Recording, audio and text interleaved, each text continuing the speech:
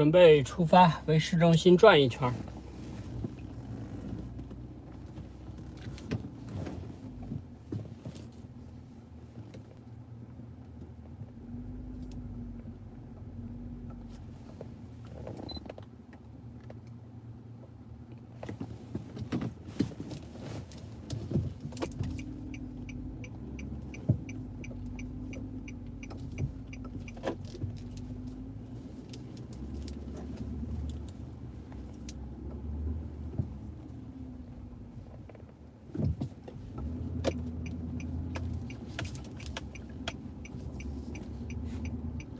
现在的位置是在威斯蒙公园旁边。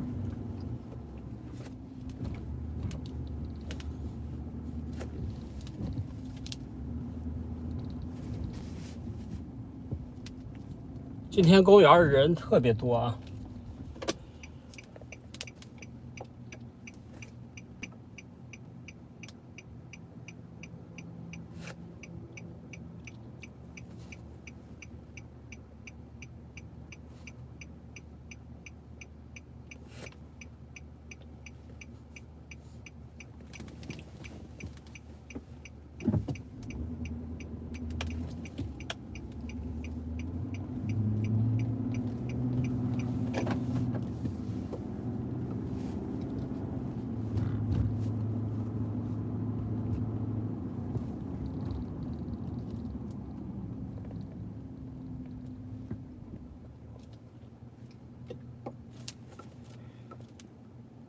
现在外边的温度是18度。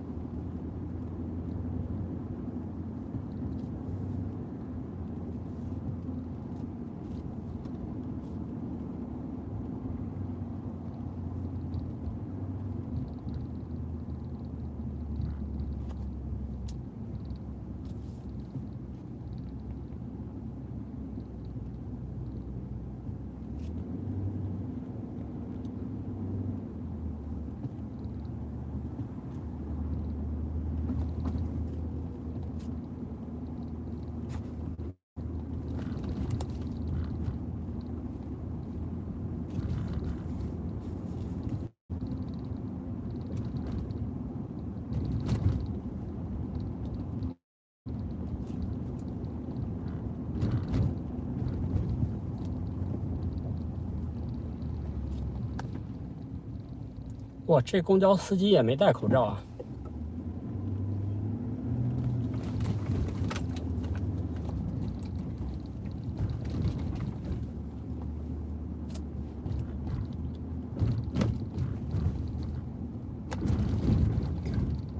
据说蒙特利尔公交司机45%的人都感染了啊，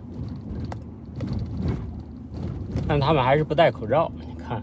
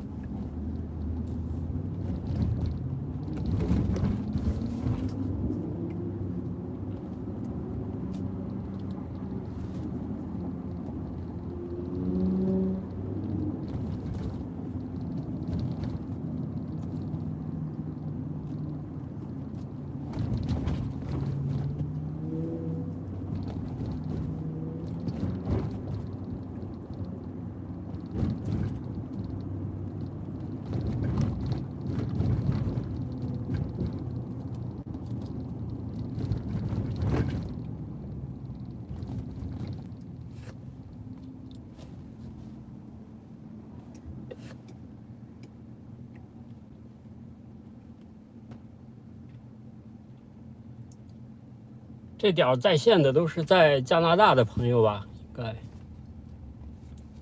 国内现在还是半夜呢。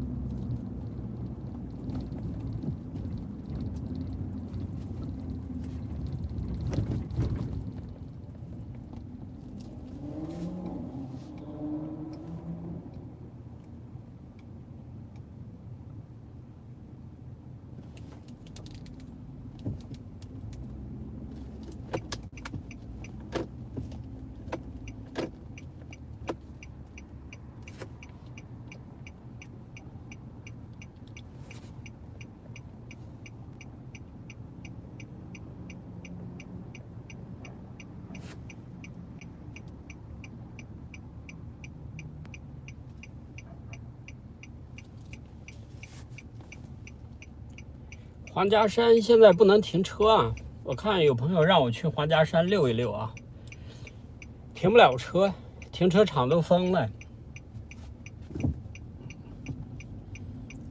也就只能开过去转一圈啊。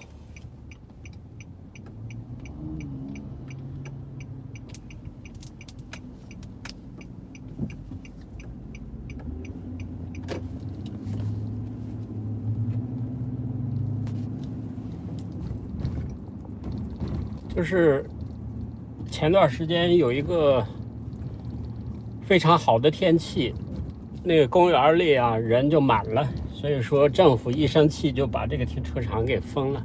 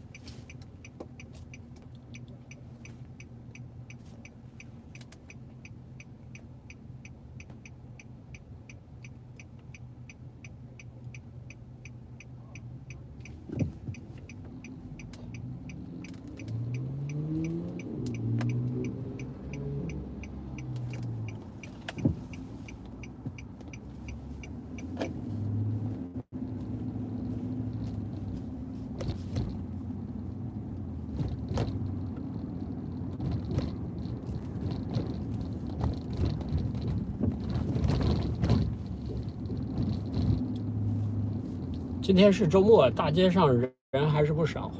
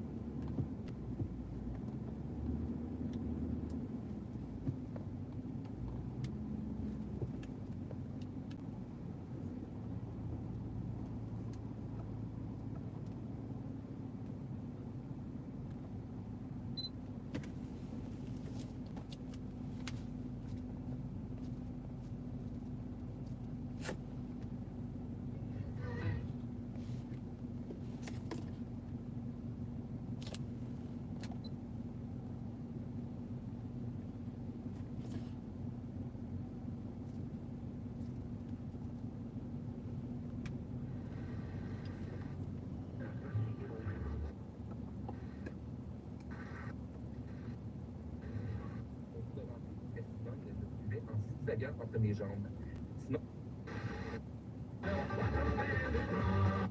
And then people are able to see sort of the gaps in what their lived experiences versus what they would like to exist. So if you're out protecting your neighbors and you're helping them get their medications during the shelter order, or you're helping get food, things like that, people start asking questions. Well, why wasn't it like this beforehand, or why is our society not like this? And I think having those conversations, being able to pull those things out is really useful.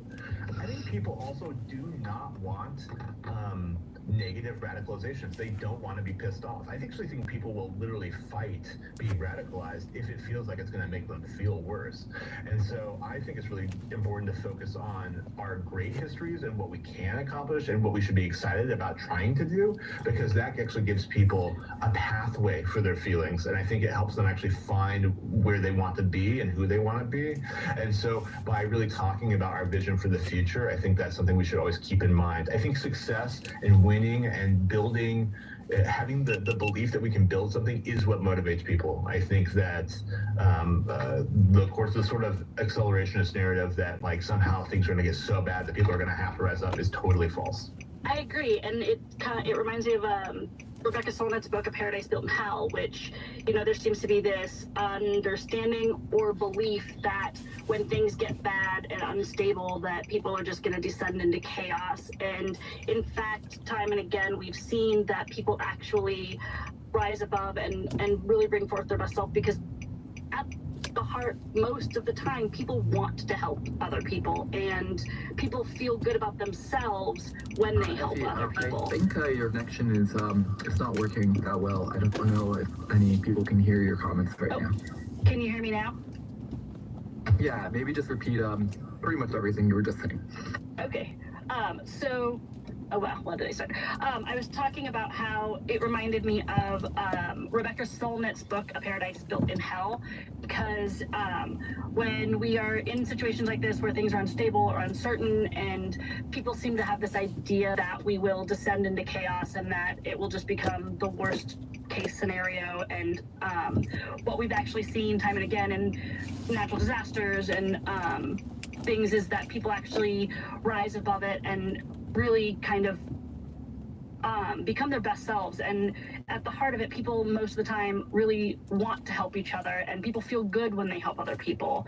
And one of the ways that is really helpful now is, like you said, Shane, by giving people an opportunity to help. It is a way to bring people in that is a little bit less of a barrier than normally getting engaged in organizing might be.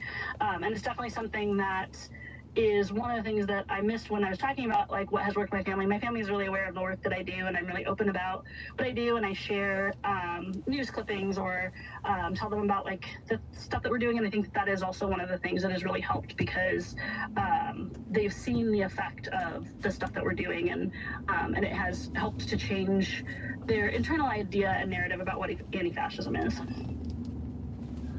So we have a question. Are there effective ways to demonstrate the connection between conspiracy theories and the far right that can help prevent people showing those ideas from the people who have those ideas from reacting defensively to validate the distrust of the state, et cetera, without condemning implicitly reactionary nonsense?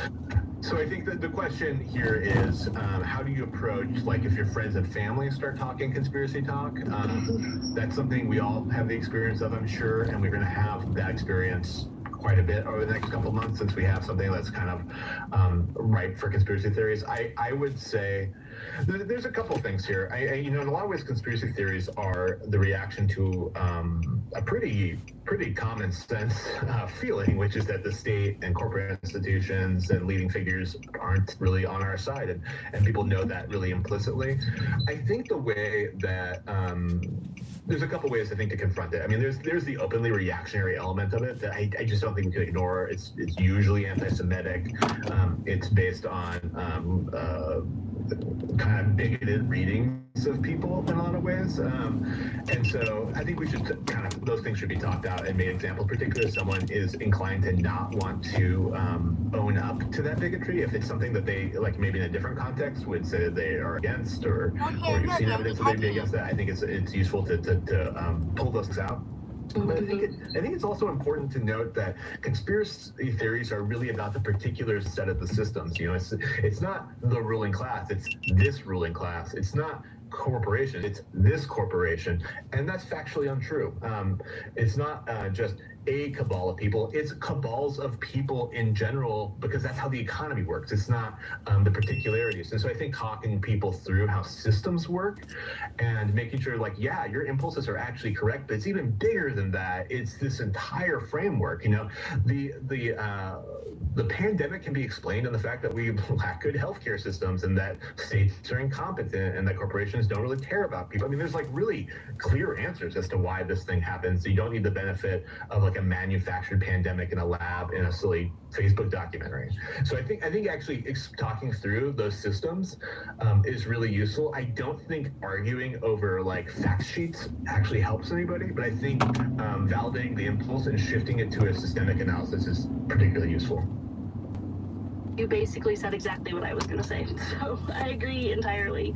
I've had a lot of success with that in terms of the conspiracy 右边就是麦加尔大学。 maybe placing blame in the wrong place, in also shifting it back towards things like, well, actually the problem is capitalism, or you know, the problem is the way that we've built our government in a white supremacist way. And so I think that that's a really good point, is like, instead of trying to argue and tell somebody they're wrong, is to tell them, oh, you're right, but let's look at it through this different lens.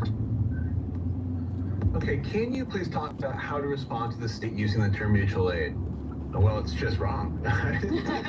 The state doesn't use mutual aid. That's not how states work. Mutual aid has to be mutually reinforcing, where both parties share in it through an act of solidarity. The state doesn't have an equal, it's not on an equal footing with the people. At its best, it's charity. At its most, it's exploitation. So yeah, I think we respond by explaining mutual aid as a politicized concept, by saying it's not actually just like the state helping you or the state making someone help you, but it's actually us choosing to help each other because we benefit by when we both are able to succeed. That's a solidarity model, and it's one that actually runs counter to the logic of capitalism in the state.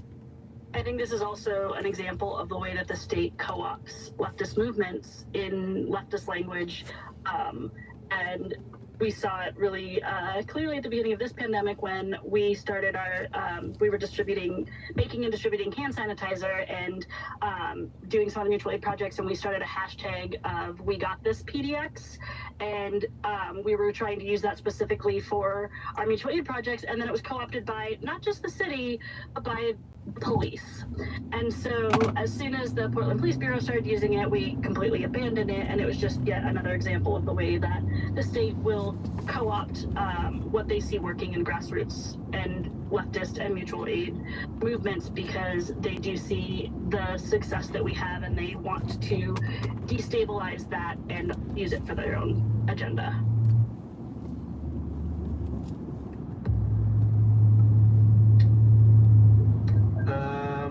And put any comments in the chat. I'm seeing a number of put any questions in the chat. I'm seeing a number of comments, trying to go through them and get some good conversation points. So someone talked a little bit about if resources and energy are being lessened on mutual aid organizing, maybe it's a need to put an emphasis on trying to incite, make easier dynamics where people know better how to bring their initiative to a group they receive mutual aid from. I think this actually gets to the, like, how accessible are we making mutual aid projects, and are they relevant to people? I think this that Scott Crow uses this term, like, well, it's not Scott Crow's term, but I was just talking with him, and he said, lead by asking. So it's like, and that's, basically hear from communities. Don't just get your politicized idea. This happens so much in radical circles, where they get this idea, this is going to be a great project, and I'm going to go into this community of which I'm not a part of and decide I'm going to give them things. And that is just terrible. There's no use for that, and it doesn't work. It just functionally doesn't work. So I think hearing from people and making yourself an actual part of your own community and able to listen to where people are at. And I think that will actually give a better direction for mutual aid groups. And I think it also, what we're seeing is that, the mutual aid groups started as like help with groceries in some cases, and maybe help getting medication or help with childcare, things like that. But then over time, those needs are going to be things like defend me from from eviction and from increased deportation proceedings, and from I'm going to need all the ongoing financial support because of the loss of job, things like that. Or you need to support me in my unionization efforts. So it moves in a lot of ways from like providing resources to actually providing kind of outward facing resistance.